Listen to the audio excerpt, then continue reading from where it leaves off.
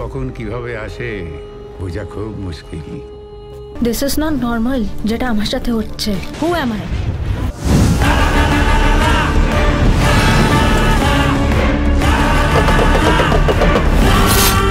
গল্পটা খুব অদ্ভুত। মা ছেলের এমন গল্প বলাই হয়নি আগে। মা